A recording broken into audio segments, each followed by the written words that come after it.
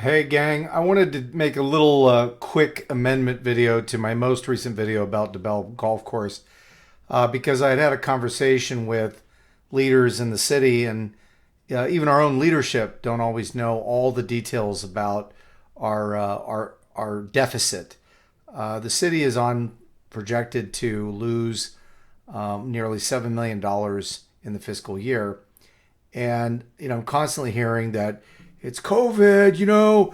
We got a COVID. I'm like, no, I'm sorry. I've been living here 31 years, and the city has just been borrowing Peter to pay Paul and kicking the can. So the next time you go to pay your power and water bill, go take a look at the thing they call the in lieu transfer. It's it's millions and millions and millions of dollars. It amounts to over time for a person who's lived here as long as I have. You see all those in lieu transfers. People use fancy words to try and confuse you. It's like is that French? In lieu transfer? No, it's borrowing Peter to pay Paul. You don't have a balanced budget, so what do? You ask the voters to move money around. And what happened? They put a ballot measure up just a few years ago asking voters to allow them to take money away from your power and water bill and move it over to your general fund. When the general fund is where they fund all the stuff. It's what I call the washing machine. The washing machine where things just go into the abyss and you don't really know what happens. So if you have, endless hundreds of hours, you can read all these budgets, but I'm just going to summarize this for you. Just 12 years ago, this is a bond report. This is a City of Burbank report, and without getting into the large details, sometimes it's hard to get information. You have to dig. So in this report, page 59 of this report, which has really nothing to do specifically with DeBell, it's just a general report about the city. In this section in the appendix, you'll see that the city was operating 26 parks and the DeBell Golf Course and three libraries. So I'd like to show you. I'm going to move that away for a second, and then I'm going to show you the. Let me show you the PDF of the parks and facilities today. This is today. You have 42 parks and facilities in total in the city of Burbank now. And you got to wonder, how does the city continue to operate in a state of deficit? Well, because for some reason, the city continues to grow and grow and grow, and then for some reason they can't stop themselves. I don't know why. Think about this for a second. I'm going to zoom out for a moment.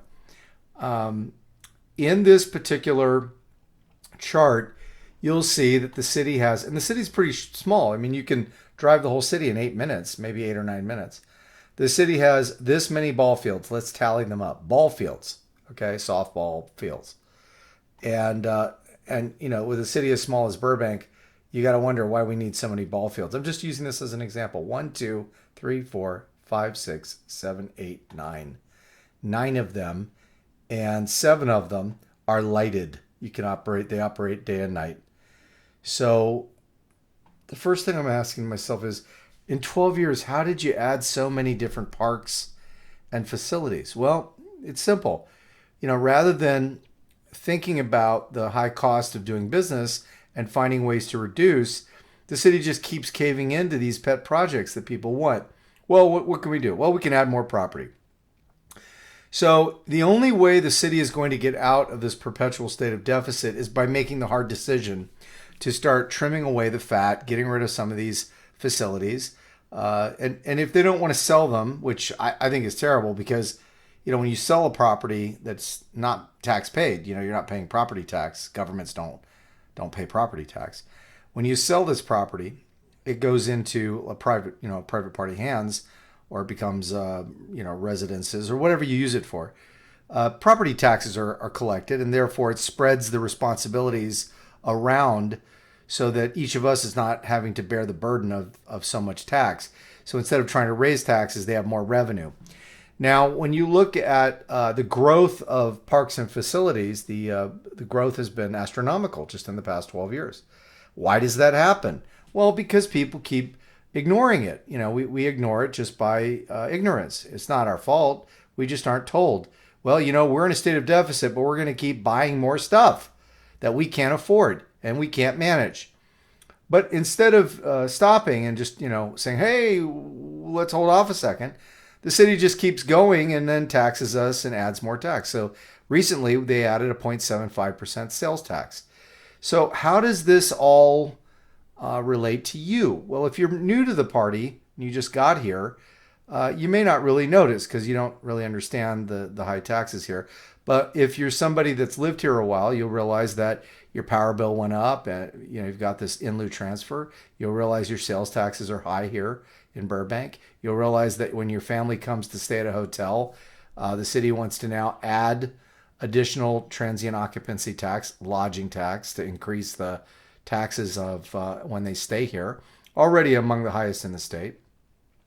And then you've got a whole list of properties the city owns that they don't do anything with, such as a really big building that's right by BWP that's just a vacant building that caught on fire due to transients. So what can you do about it? Well, if you're concerned as I am about the constantly expanding government and you want to think of ways to help bring taxes down, what you should do is speak to your elected officials in the city council and insist that they start to trim away some of these projects that people don't really need. Well, everybody needs parks. Yeah, sure, we need parks. Do we need 42 parks and facilities?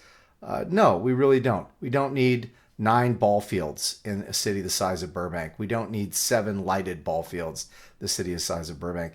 I had proposed to them that they go to Warner Brothers, Disney, film studios and say, hey, you shoot a lot of movies, you shoot a lot of TV shows. Why don't you just lease these facilities from us?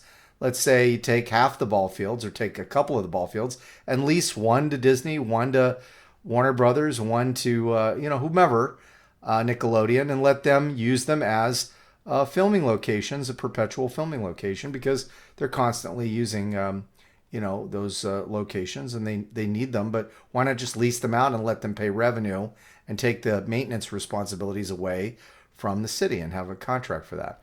There's other ideas too, but the main thing is we keep adding parks and facilities over the years in a city that's losing millions and millions of dollars. And you might say, well, how do they make up for that? Well, they incur debt.